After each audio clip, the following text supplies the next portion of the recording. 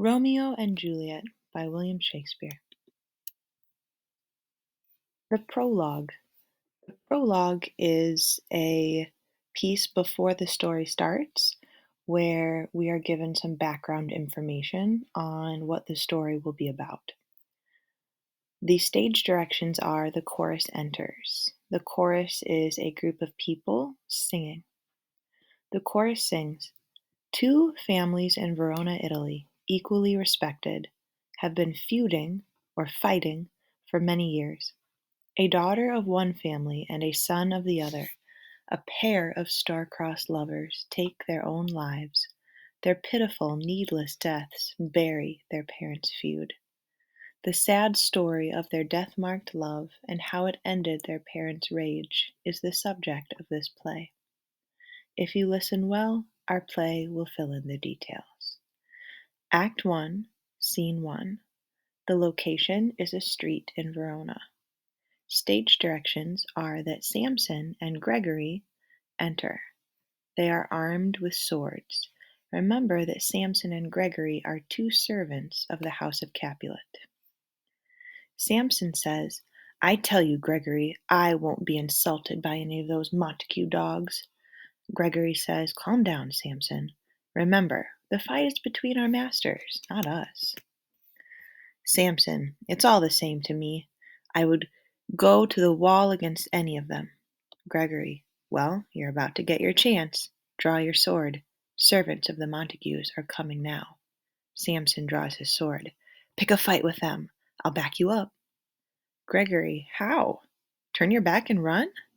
Samson, "Fear not." Gregory, "I'm more afraid of what you will do than I am of the Montagues." Samson, "Let's keep the law on our side. Let them start it." Gregory, "I will frown as I pass by. Let them take it as they will." Samson, "Or as they dare. I will thumb my nose at them. They will lose face if they stand for it." Abraham and Balthazar, which are servants of the house of Montague, enter the scene. Abraham, "Do you thumb your nose at us, sir?" Samson, aside to Gregory, says, "Is the law on our side if I say yes?" Gregory, "It is not." Samson, "Then no, sir, I do not thumb my nose at you, but I do thumb my nose." Gregory says, "Do you want to fight, sir?" Abraham, "Fight? No, sir." Samson, "Well, if you do, I am ready. I serve as good a man as you do." Abraham, "As good, perhaps, but no better." Gregory, "Say better. Here comes Benvolio. He'll back us up." Samson, "Yes, say better, sir." Abraham, "You lie." Samson, "Draw your swords if you are men. Gregory, are you ready?" They fight. Benvolio enters. So Benvolio is Romeo's cousin. Benvolio is a member of the house of Montague. Benvolio says, "Stop, fools! Put up your swords. You don't know what you're doing." He beats down their swords. Then Tybalt enters the scene. Tybalt is the cousin of Juliet. He is a member of the Capulet family. So Tybalt and Benvolio are enemies because they are from enemy houses. Tybalt says, "Benvolio, do you fight with the servants? Turn and get ready to die." Benvolio says, "I am just trying to keep the peace. Put your sword away, or use it to help me stop this fight." Tybalt says, "What? Your sword's drawn, and you talk of peace? I hate the sword, as I hate hell, all Montagues, and you. Come on, coward." So then they all fight. Others from both sides join in. Then Lord and Lady Capulet enter. Remember, Lord and Lady Capulet are the father and mother of Juliet. Lord Capulet says, "What's this? Give me my sword, too." Lady Capulet says, "A crutch is more like it. Why do you call for a sword?" Capulet, "My sword, I say. Old Montague is coming, and waving his blade to spite me." Lord and Lady Montague enter. So remember that Lord and Lady Montague are the father and mother of Romeo. Old man Montague says, "You villain, Capulet." To his wife, who is holding him back, he says, "Let me go." Lady Montague says, "No, no, not 1 foot to seek a foe." Then the prince enters. Prince Aeschylus with his attendants. So the prince is the ruler of all in Verona. The prince says, "Rebels, enemies to the peace, killers of your own neighbors, listen. Throw down your weapons. Hear the sentence of your angry prince. 3 fights between your 2 families have disturbed the quiet of our streets. If you ever disturb our streets again, you shall pay with your lives. For now clear the streets. You, Capulet, shall go along with me, and Montague, you come this afternoon to hear what I have to say about this case. Once more, on the pain of death, all men leave." Everyone exits but Lord and Lady Montague and Benvolio.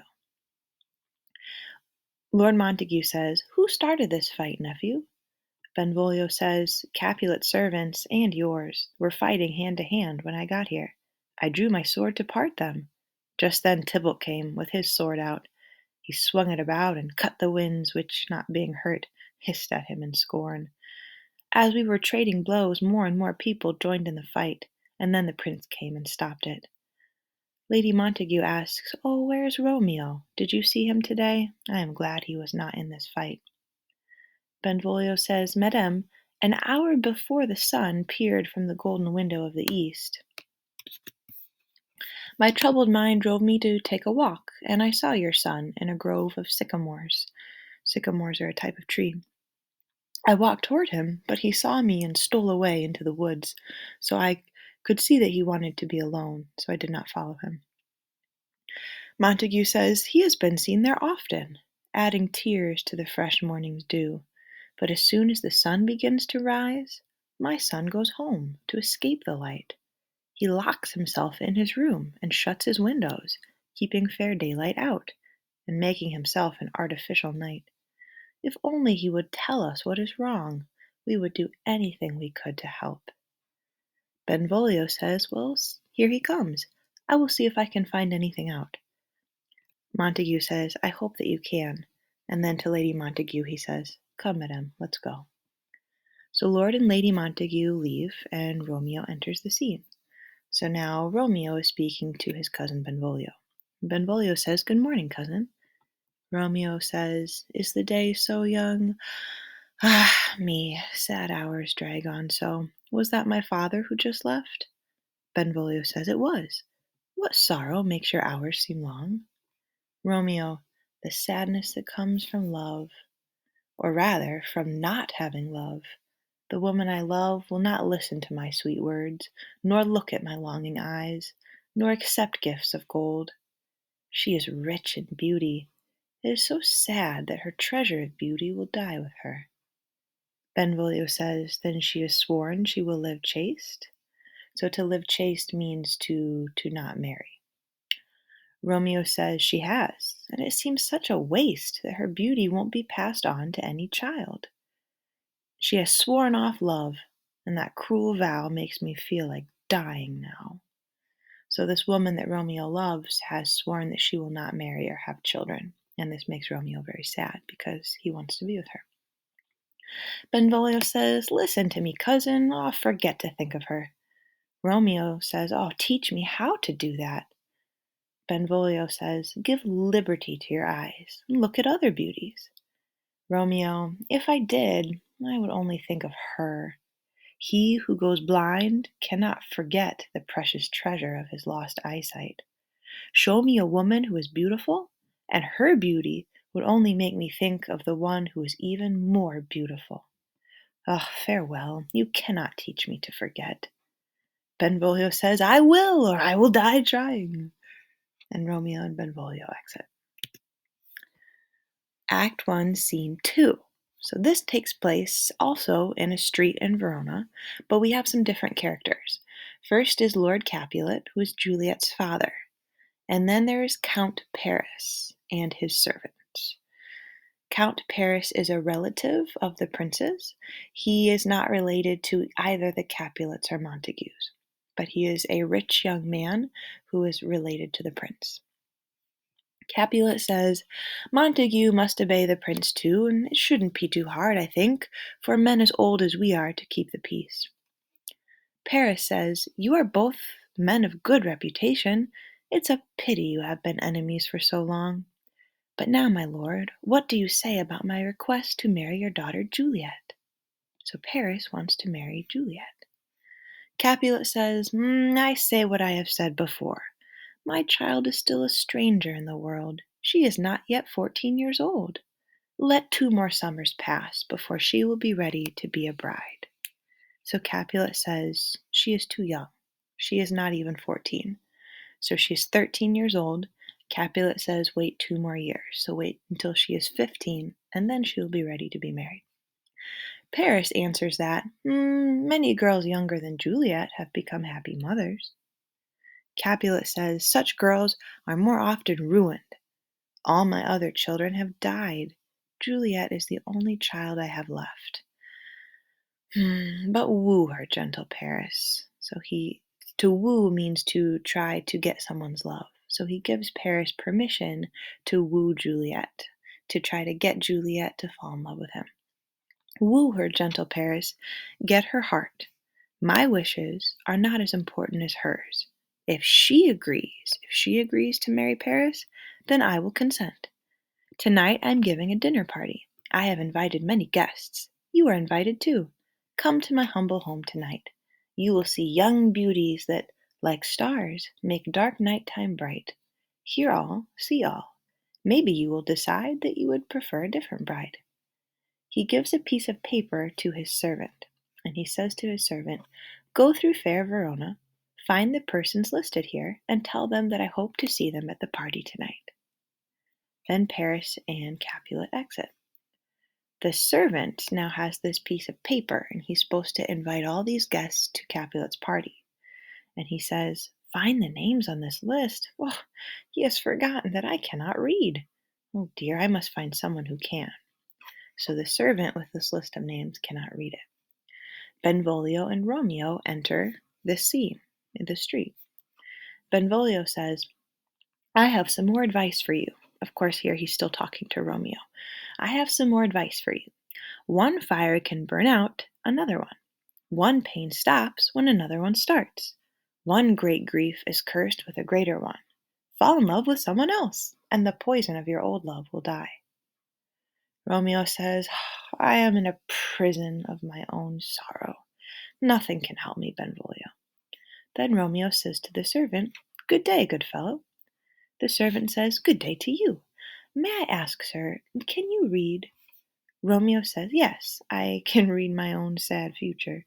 Servant, perhaps you can read that without a book, but can you read anything that you see? Romeo says, Yes, if it is a language that I know. Servant gives Romeo the list and says, Please read this. Romeo reads the list. Martino and his wife and daughters, Count Anselm and his beautiful sisters, the widow of Vitruvio, Placentio and his lovely nieces, Mercutio and his brother Valentine, my uncle Capulet and his wife and daughters, my fair niece Rosaline, Livia, Valentino and his cousin Tybalt, Lucio and the lively Helena. That's quite a group. He returns the list. Where should they come? Servant says, To supper at our house. Romeo says, Whose house? And the servant replies, My master, the great rich Capulet. If you are not of the house of Montague, you may come and have a drink too. Goodbye now. The servant exits. So the servant obviously did not know that Romeo was a Montague, because he says, if you are not a Montague, you may come. He doesn't know that he's talking to Romeo, who is a Montague. And now Romeo knows about this party. Benvolio says, Oh, Rosaline, whom you love so much, will be at Capulet's feast. Go there, Romeo. Compare her face to others, and you will see. I will make you think that your swan is but a crow. Okay, so Swan is like Rosaline, who Romeo thinks is so beautiful. And Benvolio wants him to compare Rosaline to the other girls at the party. And then he'll see that Rosaline is actually ugly like a crow, and the other women are more beautiful. Romeo says, A face more beautiful than Rosaline's? If my eye believed such a lie, then tears would turn to fires. One fairer than my love? The all-seeing sun has never seen her match. Benvolio says, "How do you know, Romeo? You have never compared her to another. Tonight, look at some of the other girls. I'll show you that Rosaline is not the only girl in Verona."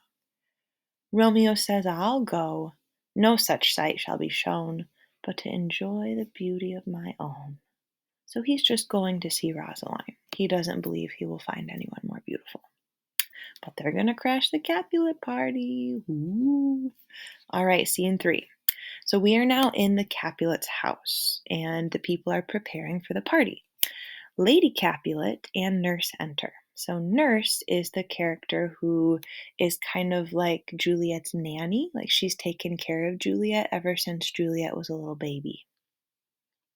Quite common in this time for very rich families to have nurses or nannies to take care of their children.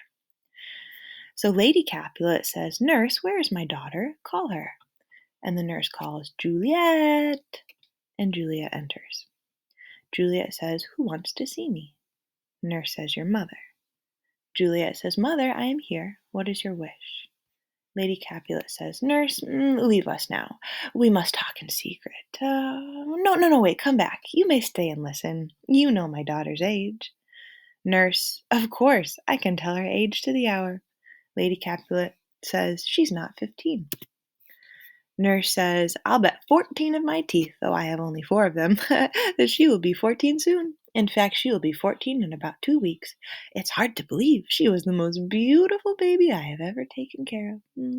I only hope I live long enough to see her married." Lady Capulet says, "That is the very thing I want to talk about." To Juliet, she says, "Tell me, daughter Juliet, how do you feel about getting married?" Juliet says, "It is an honor that I do not dream about." Lady Capulet says, "Well, think of marriage now. Many girls of Verona, younger than you, are already mothers. When I was your age, I was already your mother. Did you know that the worthy Paris seeks you for his love?" The nurse says, "Oh, what luck, Juliet! He is a fine man." Lady Capulet says, "Verona's summer does not have such a flower." Nurse says, "Oh, yes, he's a flower, all right, a real flower." So Lady Capulet thinks that Paris is, well, a very good man. He's like a flower. He's beautiful. He's the best. He's the best that Verona has to offer. He's the best flower in Verona's summer. And the nurse agrees. Lady Capulet says, "So what do you say? Can you love the gentleman? Tonight you will see him at our dinner party. Study his face, read his eyes, see him as a precious book of love that lacks only a cover.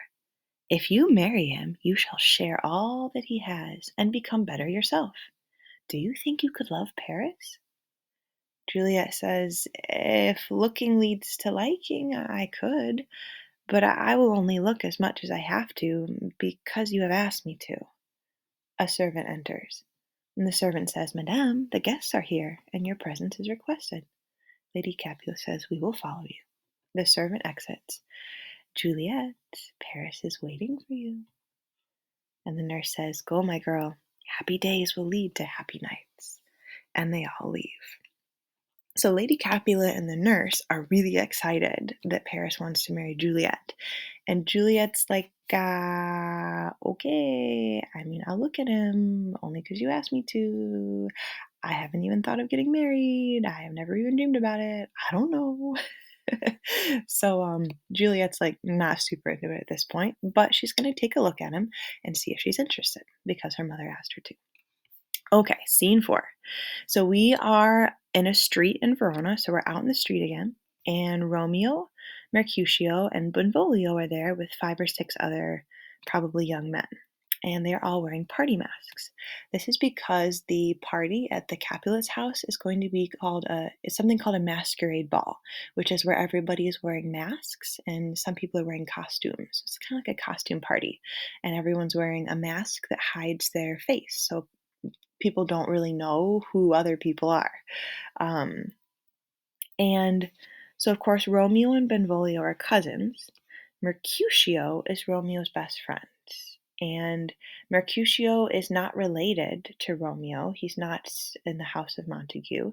And Mercutio is also not related to the Capulets. So he's not part of either of those enemy families. But Mercutio is related to the prince. So he's like a fairly distant relation to the prince. And he's Romeo's BFF. They're best friends. So Romeo and his best friend Mercutio and his cousin Benvolio and 5 or 6 other guys are wearing their masks and getting ready to crash the Capulets' party. Romeo says, "How shall we present ourselves? Should we just go in silently?" Benvolio says, "We don't have to say anything. As we go in, let them just take us as they will. We'll have a dance and then be gone." Romeo says, "Give me a torch to carry instead. I don't feel like dancing. Being in a dark mood, I will bear the light." So a torch is a big stick with a little fire on top to give light. And so Romeo says, "I don't want to dance, so I'll just carry the light because I'm in such a dark mood that I will carry the light." Mercutio says, "No, no, gentle Romeo, you must dance." Romeo says, "Oh, not me. You have dancing shoes with light soles. My soul is so heavy I am stuck to the ground. I cannot move." Mercutio says, "You are a lover. Borrow Cupid's wings and fly." Romeo says, "I am too sore from Cupid's arrows. To fly with his light feathers, I sink under love's heavy burden." Mercutio, sink? You use strange words to describe such a tender thing as love. Romeo says, "Is love a tender thing? To me it is too rough, too rude, too difficult. It cuts like a thorn." Mercutio says, "If love is rough with you, be rough with love. Cut love for cutting you, and you beat love down. We're almost there. Give me my mask." And he puts on a mask. Mercutio likes to be funny. He's always trying to make jokes and make people laugh and be in a good mood. That's kind of the way Mercutio is. Benvolio says, "We are here. Knock and enter. And as soon as we get in, start dancing." Romeo says, "Only a torch for me. Let those who are light of heart tickle the floor with their heels. I'll be a candle holder and look on." Mercutio says, "We'll get you out of this bad mood. Come on." Romeo, "We mean well in going to this party, but it's not a good idea to go." Mercutio says, "Why, may one ask?" Romeo says, "I dreamed a dream last night." Mercutio says, "Ah, Queen Mab has been with you. She is the fairy queen, no bigger than a gem, on the ring of a man's finger. She travels in a tiny carriage drawn by little creatures across men's noses as they lie asleep. Her wagon spokes are made of spiders' legs. The cover is made of grasshoppers' wings. The reins are of the smallest spider's web. Her whip is made of cricket's bone. Her driver is a small gray gnat, not so big as a round little worm. Her chariot is an empty hazelnut. In this state she gallops night after night through lovers' brains. They dream of love. Over lawyers' fingers they dream of fees. Over ladies' lips they dream of kisses. This is the same Mab who tickles a person's nose as he lies asleep. This is the same Mab that braids the manes of horses in the night and tangles your hair in bed." Romeo says, "Enough, Mercutio, please. You talk about nothing." So he's saying, "You're talking nonsense, Mercutio. This is crazy talk." And Mercutio says, "True. I talk of dreams, which are the children of an idle brain. Oh, they are nothing but fantasy, thin as air, more fickle than the wind." So he's saying that, Romeo, your dream is nothing. It's just a fantasy. It doesn't mean anything. And Benvolio says, "This wind you talk of has blown us the wrong way. Supper is done and we shall come too late." So Benvolio's like, "Come on, y'all, stop talking. Let's go to the party." Romeo says, "I fear we are too early. I have a feeling that something awful is hanging in the stars and will begin its fearful trip at this party." So he has a bad feeling about this. He feels that something bad is going to happen. Something will begin tonight that will end badly. He says, "I feel that it will lead to my early death. But may he who has so far steered my life direct my sail. Press on, gentlemen." Benvolio says, "Strike, drum." And they all exit. They go into the party. So this is the last scene of Act 1. Act 1, Scene 5, and we are inside the Capulets' house. We are in a big hall in the Capulets' house. Musicians are waiting, and servants enter. The first servant says, "Where is Pot Pan? He should be helping us clear away these plates." The second servant says, "When you depend on Pot Pan, you are always disappointed." The first servant says, "Take these stools away, remove the table, and look after the silver. Go tell the porter to send in Susan Grindstone and Nell." The second servant leaves, and Lord and Lady Capulet enter, along with Tybalt, nurse, guests, and musicians. So these are some main Capulets family members, right? So Lord and Lady Capulet, their daughter Juliet, cousin Tybalt, Juliet's nurse, and more of their guests. And Lord Capulet says, "Welcome, gentlemen. The ladies whose toes are without corns will dance with you." "My ladies, which of you all will dance? And if you refuse, I swear you have corns." "Welcome, gentlemen. I remember the days I wore a mask to a dance and told a whispering tale in a fair lady's ear. Those days are gone, are gone. Come, musicians, play." And so then they start playing music, and the dancing starts. "More light! Move those tables, and put out the fire. This room is too hot. Ah, hello! Sit, good cousin Capulet, for you and I are past our dancing days. How long is it since we wore masks?" So this seems to be a tradition, their masked dance. They've been doing it maybe every year. And Lord Capulet says he is too old to dance, and so he's sitting with his cousin Capulet. Cousin Capulet says, "Oh, bless me, 30 years. Capulet says, "What, man? It's not been that long. It's been 25 years since Lucentio's wedding. We wore masks then." Cousin Capulet says, "Oh, it's longer, it's longer." "His son is older than that, sir. His son is 30. Capulet says, "But that's not possible. His son was a baby 2 years ago." So, like typical old people, they're talking about how time has gone so quickly. Romeo says to a servant, "What lady is that who dances with that knight?" And the servant says, "I do not know, sir." Romeo says, "She could teach torches to burn bright. She hangs upon the cheek of night like a rich jewel in an Ethiopian's ear. Her beauty is too rich for use, far too dear. She is like a snow-white dove among crows. She shines like stars, like candles, she glows. The song is over, I will see where she stands. Barely touching her will bless my hands. Did my heart love until now? You lied to me, sight, for I never saw true beauty before this night." So in this moment, Romeo has seen Juliet across the room, and he has fallen in love with her instantly at first sight. And he talks about how beautiful she is.